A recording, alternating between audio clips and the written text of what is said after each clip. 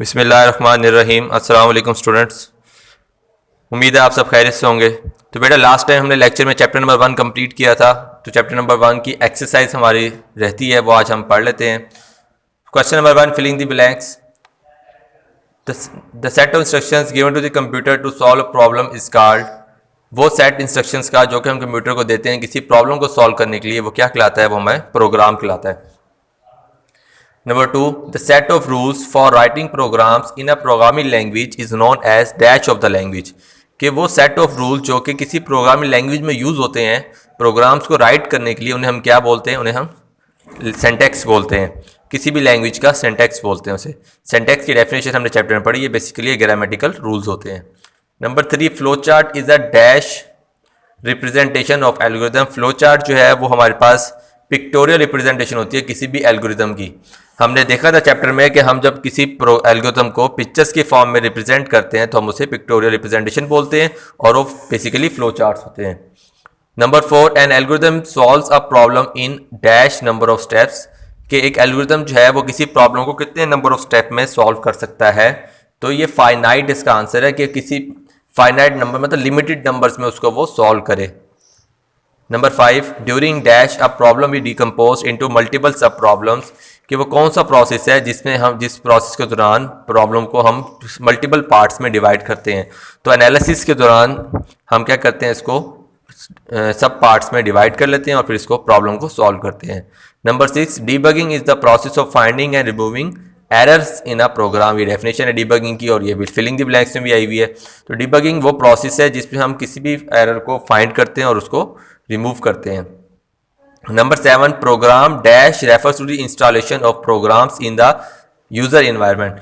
Programme implementation जो है वो हमारे रेफर्स करती है इंस्टॉल करने के लिए उस प्रोग्राम को यूजर एनवायरनमेंट, जिसने एंड यूजर ने जिसको यूज़ करना है सॉफ्टवेयर को, बेसिकली जिसके लिए हम सॉफ्टवेयर बना रहे थे, हम जब उसको जाके इंस्टॉल करके देते हैं यूजर एनवायरनमेंट में, तब उसको हम क्या बोल रहे थे? प्रोग्राम इम्प्लीमेंटेशन बोल रहे होते हैं। Number 8, occurrence of a dash error crashes the program. अब हमारे पास 3 तरह के थे, syntax error, logical error, run time error. तो हमारा रन टाइम एरर जो है हमारे पास वो अगर ड्यूरिंग प्रोग्राम एग्जीक्यूशन अकर हो जाए तो प्रोग्राम को क्रैश कर देता है। आप लोगों ने ये एरर देखा भी होगा कि गेम्स खेल रहे हो समटाइम्स, बल्कि मोस्टली गेम्स खेलते हुए एक एरर आता है और गेम्स बंद हो जाती हैं, तो ये रन टाइम एरर्स कहलाते हैं। नेक्स्ट क्वेश्चन नंबर 2 की तरफ चलते हैं। Choose the correct answer. Number 1, basics is a dash. Basic क्या है? हमारे पास एक प्रोग्रामिंग लैंग्वेज है बेसिक, और ये क्या है? हाई लेवल लैंग्वेज है, लो लेवल लैंग्वेज है, मशीन लैंग्वेज है या असेंबली लैंग्वेज है? तो बेसिक जो है हमारे पास एक हाई लेवल लैंग्वेज है क्योंकि ये ह्यूमन अंडरस्टैंडेबल होती है। नंबर 2 की तरफ चलते हैं। How many possible solutions are there for a problem 1 2 3 multiple. किसी भी प्रॉब्लम को सॉल्व करने के लिए हमारे पास मल्टीपल सॉल्यूशंस जो हैं वो अवेलेबल होते हैं, तो इसका राइट आंसर डी है। Question number 3, programs upgradation refers to program enhancement, program identification, program development and program implementation. तो इसका राइट आंसर है ए, प्रोग्राम इन्हांसमेंट मीन्स कि प्रोग्राम में हम मल्टीपल फीचर्स या और फीचर्स जो हैं वो ऐड कर रहे होते हैं। Question number 4, which of the following task are preferred performed by most of the algorithms. कि वो कौन से काम हैं जो कि हर तरह का एल्गोरिदम जो है परफॉर्म करता है, कौन से स्टेप्स हैं? नंबर 1, ए इनपुट, आउटपुट, प्रोसेसिंग या ऑल ऑफ दिस।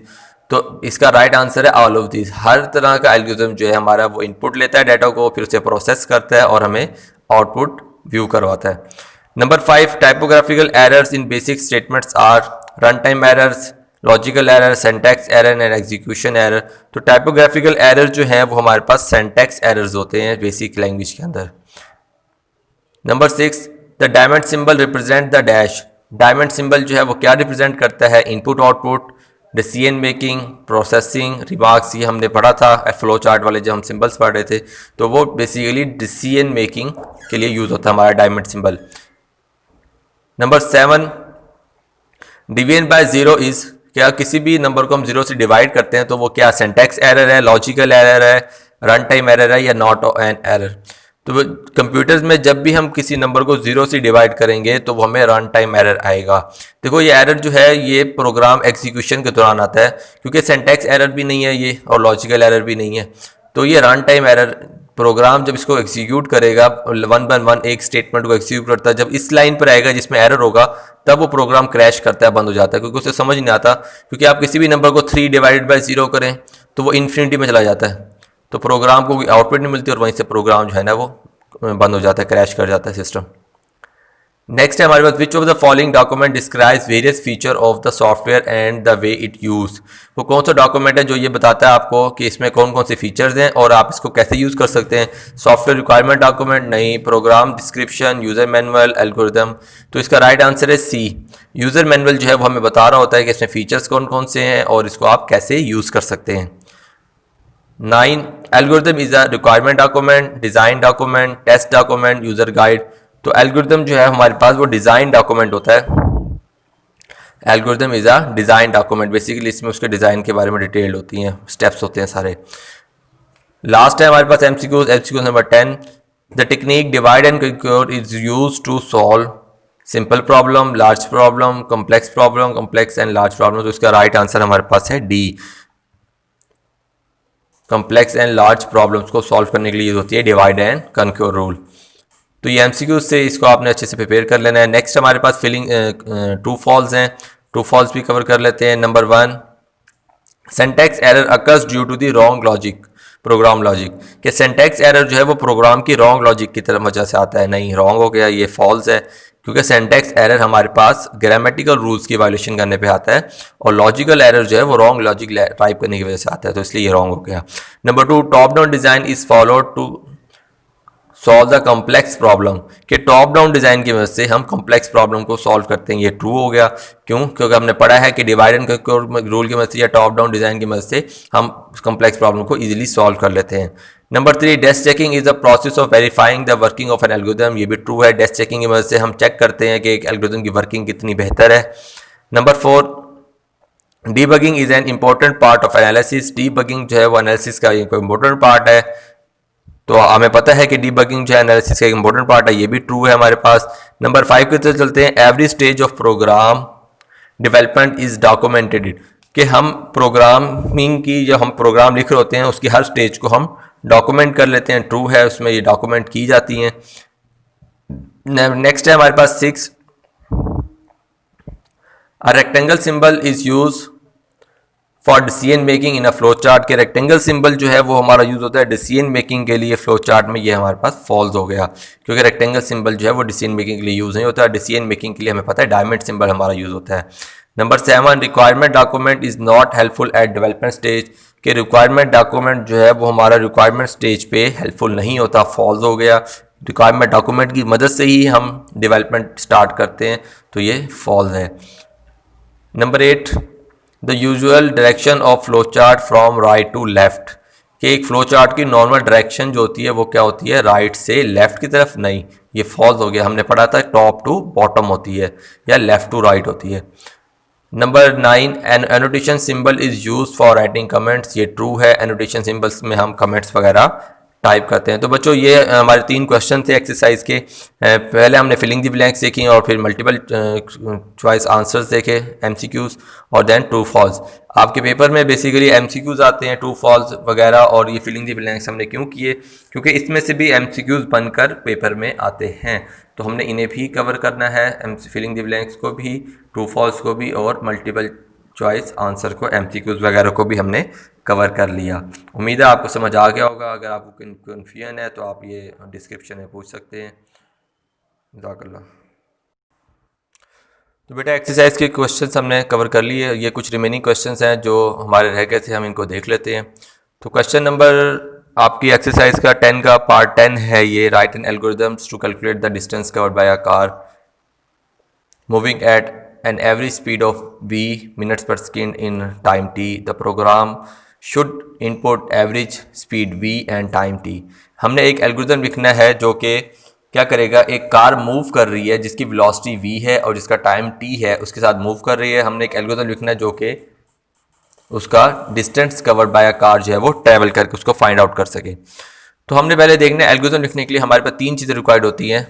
रिक्वायरमेंट हमारी एक होती है और हमें 3 स्टेप्स परफॉर्म करने होते हैं। रिक्वायरमेंट में हमने जस्ट इनपुट लेनी होती है और फिर उसको प्रोसेस करते हैं और एट दी एंड हम उसको आउटपुट करवा के हमारे एल्गोरिथम्स को क्लोज कर रहे होते हैं। तो हमारे पास इनपुट क्या है देखें, उसने हमें क्वेश्चन बताया the programme should input average speed v, जिसमें स्पीड v जो है वो इनपुट है और टाइम t, और फॉर्मूला में बता दिया v इंटू टी है, और जो कि डिस्टेंस कवर बाय कार जो है वो s में सेव होगा। तो बहुत ईजी हो गया हमारे लिए। हमने एल्गोरिथम स्टार्ट किया, step number 1 start, step number 2 में अब इनपुट लेंगे, input average speed in v, velocity जो है स्पीड जो है वो v में इनपुट कर दें, ठीक है। इनपुट टाइम इन t, जो टाइम कवर्ड हो रहा है वो t में इनपुट हो जाएगा। फिर हम इनपुट ले लिया, प्रोसेसिंग की तरफ चलते हैं। प्रोसेसिंग में हमने s equal to v static t ले लिया, और जब प्रोसेस कर लिया तो उसके बाद प्रिंट s हमने आउटपुट परफॉर्म किया और हमारा एल्गोरिथम कंप्लीट हो गया। इसी तरह आपकी एक्सरसाइज में एक और क्वेश्चन है, write an algorithm to calculate the area of circle. आपने एल्गोरिथम लिखना है जो कि एक सर्कल का एरिया फाइंड आउट करे, और हिंट के तौर पे उसने आपको फार्मूला भी बता दिया कि एरिया का फार्मूला क्या होता है। एरिया का फार्मूला होता है हमारे पास area is equal to pi r square, और कंप्यूटर में हम इसको कैसे लिखते हैं, पाई की वैल्यू 3.14, स्टेरिक जो होता है वो मल्टीप्लीकेशन के लिए यूज होता है कंप्यूटर्स में, आर यानी कि रेडियस, स्टेरिक रेडियस। तो ये आपकी एक्सरसाइज का क्वेश्चन नंबर है 9 बच्चों। तो इसको कैसे करना है, हमने इनपुट देखनी है। तो इनपुट हमारे पास क्या है, हमारे पास जस्ट एक इनपुट है यहाँ पे, रेडियस आर। तो हम एल्गोरिथम स्टार्ट करते हैं। स्टेप नंबर 1 हमने स्टार्ट किया एल्गोरिथम। स्टेप 2 में इनपुट रेडियस इन आर के यूजर से कहा जो रेडियस है वो आप इनपुट करें, और वो जो भी वैल्यू इनपुट करेगा वो आर में सेव होंगी। देन प्रोसेसिंग की तरफ गए, area equal to 3.14 static R या प्रोसेस किया, इसका रिजल्ट एरिया में सेव करवाया, और स्टेप नंबर 4 में आगे आउटपुट जनरेट करी, आउटपुट प्रिंट करवाई, और स्टेप 5 में आकर हमने उसको क्लोज कर दिया। तो ये 2 क्वेश्चन थे जो आपके एल्गोरिथम के थे। नेक्स्ट हमारे पास एक क्वेश्चन है, draw a flow chart to find the largest of 3 numbers, कि हमने एक फ्लो चार्ट बनाना है जो कि 3 गिवन नंबर्स में से लार्जेस्ट को फाइंड आउट करेगा कि लार्जेस्ट नंबर हमारे पास कौन सा है। और आपकी बुक का ये क्वेश्चन नंबर मैं आपको बताता हूँ, ये है question number 7, question number 8, draw flow chart to find the largest of the 3 numbers. तो आपको समझाने के लिए फॉर एग्जांपल मैंने 3 वैल्यूज ले ली हैं, let's suppose a is equal to 3, b is equal to 5 and c is equal to 2। हम कैसे करेंगे फ्लो चार्ट स्टार्ट करने का सिंबल हमारे पास ये है, हमने पढ़ा था। फ्लो चार्ट स्टार्ट किया और फिर हम लोग ने इनपुट ली, इनपुट लेने के लिए हमारे पास ये सिंबल अवेलेबल है जो कि हमने लेक्चर में कवर किया था। Input a, b and c, 3 variables ले लिए। अब हमने क्या करना है, अब आपको ये मैं वैल्यूज जो हमने लेट्स सपोज की थी, इन्हीं वैल्यूज को इंप्लीमेंट करके हम इनको ट्राई चला के रन करके देखते हैं ये कैसे रनिंग है। अब देखिए a इज इक्वल टू 3 है, b इज इक्वल टू 5 है। जब हम इनपुट लेने के बाद हम पहले डिसीजन पे है, हमने देखा कि a ग्रेटर देन b, क्या a जो है वो b से बड़ा है, a 3 ग्रेटर देन 5 नहीं, ये फॉल्स हो जाएगा। 3 ग्रेटर देन 5 फॉल्स होगा तो ये नो की तरफ आएगा और नो हमारा ये वाली कंडीशन चलेगी। अब फ्लो जब एक दफा यहां पर आ जाएगा तो ये वाला पूरा पोर्शन जो है वो कट हो गया, अब ये वाला फ्लो जो है ना वो चलेगा। अब यहां पे आगे एक और कंडीशन लगी हुई है कि b ग्रेटर देन c। अब हमने b को a से तो कंपेयर कर लिया, अब हमने b को c से करना है। b ग्रेटर देन c, क्या 5 ग्रेटर देन है 2 से? यस ट्रू है, तो ये यस वाली साइड पे आएगा और प्रिंट b, तो ग्रेटर वैल्यू हमारी यहाँ पे क्या है b। इसी तरह अगर हम वैल्यूज चेंज कर लें, शफल कर लें इनको, b की वैल्यू 3 कर दें, a की 5 कर दें और c को हम 3 कर दें, तब क्या होगा, अब a की वैल्यू हमारे पास है, चेंज करके हमने कर ली है 2 और b की वैल्यू कर दी है हमने 3। अब 2 ग्रेटर देन 3 नहीं, फॉल्स, तो फिर ये इधर आ जाएगा। इसी तरह आप मल्टीपल वैल्यूज इंप्लीमेंट करके इसको रन करके दे सकते हैं।